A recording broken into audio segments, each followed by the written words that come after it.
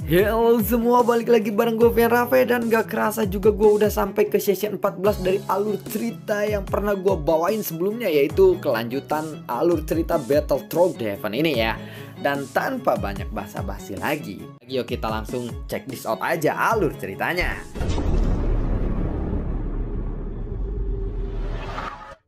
Di episode sebelumnya, Xiaoyan berhasil menyelamatkan Yuelin yang sedang dikejar-kejar kelompok orang yang tidak diketahui. Setelah itu, Xiaoyan pun lalu berkata kepada Yuelin, "Apakah kamu bersedia menjadi pengikutku?" Memang kata-kata Xiaoyan ini tidak ada hubungannya dengan apa yang dikatakan oleh Yuelin sebelumnya. Tetapi saat kalimat ini diucapkan oleh Xiaoyan, Yuelin pun sedikit bergetar. Dia lalu berkata, "Tuan, aku bersedia menjadi pengikutmu dan bersedia memberikan segalanya termasuk nyawaku sendiri," ucap dari Yuelin. "Dalam 2 tahun terakhir ini, aku telah melihat orang-orang yang menjadi pengikutmu mati satu persatu. Dan yang terakhir mati itu berusaha karena menyelamatkanmu. Bahkan kamu tidak berterima kasih kepadanya. Dalam 2 tahun terakhir ini, orang-orang telah mengirim mayat untuk ditukar dengan batu sumber gas. Tetapi kamu berbeda. Kamu dengan sengaja telah melemparkan batu abu-abu itu ke dalam kawah. Dan ketika kamu meminta bantuan, kamu tahu bahwa musuhmu itu memiliki batu abu-abu yang kamu butuhkan. Sehingga itu mendorongku untuk mengambil tindakan dan membantumu membunuh orang-orang yang telah mengejarmu. Kamu seolah-olah ingin memberikan batu itu kepadaku, bukan? Dan bahkan aku tahu alasan mengapa kamu memprovokasi orang-orang itu dengan sengaja dan jatuh ke jebakan mereka. Tujuannya adalah untuk menarik mereka keluar, bukan? Apakah aku benar?" ucap dari Xiaoyan. Mendengar itu, Yuelin pun bergetar hebat. Dia pun ketakutan sekaligus mengagumi Xiaoyan ini. Xiaoyan seolah-olah dia seperti Shinichi Kudo. Semua ucapan Xiaoyan itu memang benar. "Tuan, Anda benar-benar luar biasa," ucap dari Yuelin. Kali ini, dia benar-benar tidak bisa membantah perintah dari Xiaoyan dan kata-kata Xiaoyan itu. Ketika dia ingin berbicara lagi, Xiaoyan lalu menyelanya. "Beri aku barang yang menyelamatkan hidupmu itu," ucap dari Xiaoyan. Setelah berpikir sejenak, Yuelin lalu mengangkat tangannya dan sebuah cahaya menyala di tangannya. Lalu cahaya itu perlahan mengeluarkan sebuah giok. "Anda memang sangat pintar dan juga jenius. Padahal aku telah menyembunyikannya beberapa kali dan trik kecil ini sebaik mungkin, tetapi Anda tetap mengetahuinya. Ini adalah barang yang ditinggalkan oleh nenek moyangku. Benda ini disebut dengan Bang Fang Feng Yu. Bahkan fighting tingkat bintang 5 saja dapat dijebak oleh benda ini. Tetapi benda ini membutuhkan sumber gas yang cukup banyak untuk bisa diaktifkan. Dan tidak pernah memiliki cukup banyak sumber gas untuk mengaktifkan barang ini," ucap dari Yuelin. Ketika Bang Fang Feng Yu diserahkan kepada Xiaoyan, Yuelin lalu mengangkat kepalanya dan menatap ke arah Xiaoyan dengan sangat hormat. "Guozhen telah mencoba membunuhku berkali-kali karena permusuhanku dengannya memang tidak ada habisnya. Aku memang sengaja memancingnya keluar dan membawa dia ke sini agar bisa dibunuh olehmu. Tetapi sayangnya, kamu membiarkan dia lolos. Dan aku juga memang telah dengan sengaja menyiapkan pengikutku satu persatu tanpa menunjukkan jejak apapun di dalam 2 tahun terakhir ini, supaya tidak menimbulkan kecurigaan. Hanya Tuhan saja yang bisa mengetahuinya dengan sangat tepat. Aku melakukan semua ini agar aku bisa mempunyai hubungan yang dekat denganmu dan juga menjadi pengikutmu di Yang Hestar ini. Setiap orang yang diasingkan di sini sudah pasti keberadaannya membuat orang-orang luar di sana cemburu. Meski kekuatan Tuan sepertinya tidak terlalu tinggi, aku percaya bahwa Tuan pasti orang yang benar-benar luar biasa," ucap dari Yuelin sambil berlutut di tanah di hadapan Xiaoyan. Xiaoyan pun pada akhirnya mengerti kenapa Yuelin ini melakukan semua ini. "Aku memang tidak berbakat dan Aku tidak ingin ada orang luar yang mengetahui asal-muasalmu Tuan. Sebelum aku menjadi pengikutmu, ucap dari Yuelin lagi. Mendengar itu, Xiaoyan hanya melirik Yuelin dengan tatapan yang datar. Lalu dia pun berbalik mengabaikannya. Kemudian Xiaoyan pun kembali ke gunung berapi itu. Yuelin pun hanya bisa tersenyum getir saat melihat Xiaoyan mengabaikannya. Tetapi saat dia merasa putus asa, suara teriakan Xiaoyan pun terdengar dari kejauhan. Apakah tempat tinggal orang-orang itu benar-benar batu abu-abu? Tanya dari Xiaoyan. Aku tidak yakin 100%, tetapi aku menyaksikan di tempat tinggal mereka bebatuan abu-abu itu seperti tersebar di mana-mana dan sangatlah banyak, ucap dari Yuelin. Dia pun segera mengangkat kepalanya saat menjawab pertanyaan Xiaoyan itu. Yuelin pun bingung. Dia tidak bisa menebak apa yang dipikirkan oleh Xiaoyan di dalam hatinya saat ini. Saat ini Yuelin pun hanya bisa duduk di luar kawah dan luka-lukanya berangsur-angsur telah pulih. Tetapi dia masih tidak bisa menemukan petunjuk dalam kata-kata Xiaoyan sebelumnya. Saat ini Xiaoyan pun kembali duduk di atas magma vulkanik itu. Namun setelah beberapa saat, tubuhnya benar-benar telah tenggelam di dalam magma. Dan kemudian dia melihat seekor binatang buas buaya berwarna emas mengaum. Rar, rar. Ombak magma itu pun tersapu keluar saat kepalanya muncul. Tetapi Xiaoyan tetap duduk bersila dan menekan tangan kanannya pada tubuh binatang itu. Lalu kekuatan jiwa Xiaoyan pun tersebar untuk mengendalikan roh dari binatang buas itu. Binatang buaya emas ini meraung dan melompat ke langit dari kawah. Kekuatan ini memancarkan aura fighting god bintang 5. Ini menyebabkan Yuelin yang sedang duduk dari kejauhan membuka matanya lebar-lebar dan kaget. Antar aku ke sana, ucap dari Xiaoyan. Mendengar itu Yuelin pun segera bangkit dan mengangguk kepada Xiaoyan.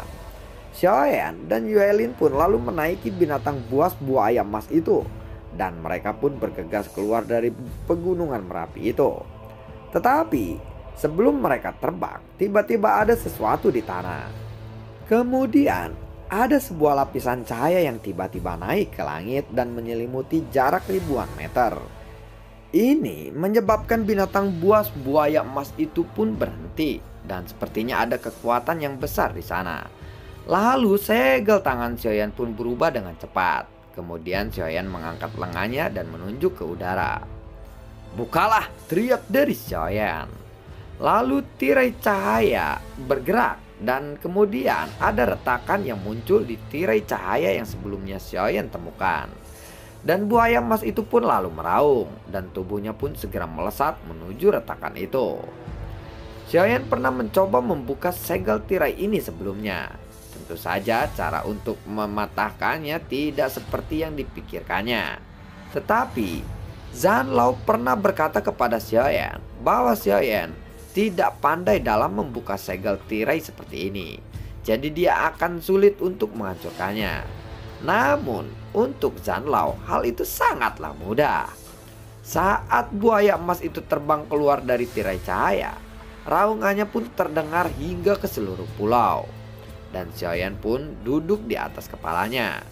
Sementara itu Yuelin yang duduk di belakang merasa sangat ngeri saat melihat pemandangan yang luar biasa ini. Keyakinannya kepada Xiaoyan terbukti benar. Yuelin, bersiaplah, ucap dari Xiaoyan. Baiklah tuanku, aku akan selalu mengikutimu, ucap dari Yuelin. Ekspresi Xiaoyan tetap datar saat duduk di atas buaya emas itu. Kemunculan Xiaoyan di sini benar-benar mengubah segalanya. Dan bahkan itu telah melanggar aturan Pulau Yang Hestar. Segel tirai itu pada dasarnya sangatlah rumit dan mustahil bagi Xiaoyan untuk bisa menghancurkannya tanpa keberadaan Zhan Lao. Dan ketika auman buaya emas yang mengguncang bumi itu bergema di seluruh Yang Hestar, orang-orang yang menganggap binatang ini sebagai dewa pun terkejut. Dewa mereka telah dinaiki oleh Xiaoyan. Mereka pun sangat merasa takjub dan tidak bisa menebak apa yang sedang terjadi sebenarnya. Dewa yang selalu menunggu persembahan mayat dari orang-orang, sekarang binatang itu menjadi pet atau binatang piaraan dari Xiaoyan. Akibatnya seluruh yang Hestar pun menjadi panik. Semua orang lalu mengangkat kepala mereka dan melihat ke arah langit untuk melihat pemandangan yang sangat luar biasa ini. Apakah ini adalah buaya emas yang ada di kawah itu? Mungkinkah ini hanyalah ilusi? Tidak mungkin. Dalam sejarah yang Hestar belum pernah ada binatang buas yang terbang keluar dari sarang mereka. Binatang-binatang ini telah disegel oleh hukuman dewa, dan ini tidak mungkin bisa dibuka dengan begitu saja. Bagaimana mereka bisa keluar sekarang? Tunggu, lihat. Buaya emas itu sepertinya dinaiki oleh seseorang. Memang ada seseorang yang duduk bersila di atas buaya emas itu. Orang-orang yang melihat pemandangan itu pun berdiskusi dengan sangat serius. Mereka semua melihat Xiaoyan yang duduk bersila di atas kepala buaya emas itu. Ini tentu saja tidak bisa dipercaya oleh mereka. Tatapan mata mereka pun penuh dengan kekaguman. Namun Xiaoyan tetap memejamkan matanya. Dia sama sekali tidak berniat untuk melihat kerumunan dan kekuatan di bawahnya. Aura kuat yang dipancarkan oleh Xiaoyan ini dengan sengaja dia membuatnya tidak ada orang yang berani untuk meremehkannya. San Yuelin pun mengantarkan Xiaoyan dengan penuh kegembiraan. Dia begitu gembira sehingga Yuelin tidak sabar untuk segera muncul di tempat tinggal Guo Zhen. Pada saat yang sama di suatu tempat di Yang Hestar, di sebuah rumah dekat gunung tertinggi, wanita tua yang duduk bersila membuka matanya. Ketika dia melihat ke arah atas, ekspresi wajahnya pun berubah. Dia merasa heran dan juga sangat kaget. Matanya sedikit menyempit memperhatikan sosok yang terbang itu. Dan setelah beberapa saat dia lalu menarik napas dalam-dalam. Seseorang telah membuka segel dan mengeluarkan binatang buas itu. Siapa orang yang melakukan ini? Bagaimana dia bisa melakukannya? Hal semacam ini tidak pernah terjadi sejak Yang Hestar disegel, ucap dari wanita tua itu. Sementara itu di sisi lain Yang Hestar, ada seseorang pria yang terkejut dengan raungan binatang buas yang tiba-tiba ini. Pria itu lalu berdiri dan menatap ke arah langit. Lalu dia pun menghembuskan nafas panjang. Mungkinkah akan ada perubahan besar dari tempat ini? Gumam dari dirinya. Karena para binatang buas ini terbang keluar dari segel, aumanya pun terdengar oleh binatang buas yang disegel di dalam tempat lain. Ini membuat mereka saling meraung. Bahkan Xiaoyan pun bisa merasakannya. Saat dia membuka segel tempat ini, dia mengalami perubahan yang drastis. Lapisan fluktuasi samar menyebar dari segel yang diciptakan atau dipatahkan oleh Xiaoyan di seluruh Yang Hestar ini. Ini seperti serangkaian reaksi berantai, dan gelombang fluktuasi ini pun menyebar ke seluruh area Yang Hestar. Di dalam kepulauan ini ada ikatan yang mengait satu sama lainnya antara pulau, dan salah satunya telah terbuka sekarang. Hal ini memang tidak bisa mempengaruhi seluruh segelnya, tetapi retakan segel ini akan menjadi bahaya yang tersembunyi. Pada saat ini retakan itu pun muncul. Ikatan yang terlepas mempengaruhi inti dari pulau Yang Hestar. Magma pun mulai berhamburan pada inti pulau Yang Hestar. Namun magma yang menyembur ini bukanlah berwarna merah, melainkan berwarna ungu kehitaman. Di tengah magma ungu kehitaman itu, ada sosok yang sedang duduk bersila. Sosoknya begitu indah dan kinclong seperti batu giok. Sosok yang telanjang ini adalah seseorang perempuan. Jika diperhatikan dengan seksama, ternyata seluruh tubuhnya dipenuhi dengan jarum baja. Apalagi di bagian tengah alisnya juga terdapat jarum baja berwarna emas. Jarum baja ini ditutupi dengan tulisan yang sangat aneh. Tetapi saat retakan ini muncul, jarum baja di tubuhnya yang awalnya berjumlah 108 kini telah menghilang menjadi 107 jarum baja. Dan pada saat jarum baja itu menghilang, sosok yang duduk di magma ungu kehitaman itu pun perlahan lalu membuka matanya. Saat matanya terbuka, petir-petir pun bergemuruh seketika. Badai petir yang dahsyat pun keluar dari kedalaman inti bumi menuju ke permukaan. Ini menyebabkan seluruh Yanhestar bergemuruh dan langit pun tiba-tiba tertutup awan dan petir yang terus menyambar. Peristiwa aneh ini sekali lagi mengejutkan semua orang, bahkan termasuk Xiaoyan sendiri. Dia juga lalu mengangkat kepalanya dan memandangi awan petir tebal di langit. Sepertinya petir dari batu abu-abu itu berasal dari suatu pulau di daerah ini, ucap dari dirinya. Yuelin kemudian berjalan mendekati Xiaoyan. Tuanku, tuanku, di sanalah tempat Gouzen tinggal, ucap darinya sambil menuju ke arah Xiaoyan. Bukit ini memang yang dikatakan oleh Yuelin. Ada banyak batu abu-abu di sana. Dan mereka melihat Gouzen yang sedang dan baru saja datang ke tempat itu. Kulitnya sedikit pucat. Saat ini dia juga mendengar suara bising dari langit. Dan saat dia menoleh, ekspresinya pun penuh dengan kengerian. Apa yang dilihatnya adalah buaya emas berukuran ratusan meter di langit. Namun setelah dia melihat Yuelin juga ada di sana, ketakutannya pun semakin menjadi bertambah karena dia tahu bahwa Yuelin datang ke sini untuk membalas dendam dan pasti akan membunuhnya. Saat dia berjalan masuk ke tempat tinggalnya, ada beberapa orang yang berkumpul di sampingnya. Gouzen, bukankah orang yang memimpin perjalanan binatang buas itu adalah Yuelin? Bukankah tadi kamu telah memburunya? Sepertinya Yuelin sekarang telah menemukan orang untuk membantunya membalaskan dendam kepadamu. Ucap dari salah satu orang di sana. Mendengar itu, Guo Zhen pun hanya bisa terdiam dan kemudian kembali ke dalam gua. Dan gua itu pun langsung ditutup dengan rapat-rapat. Dan lalu bagaimanakah kelanjutan ceritanya?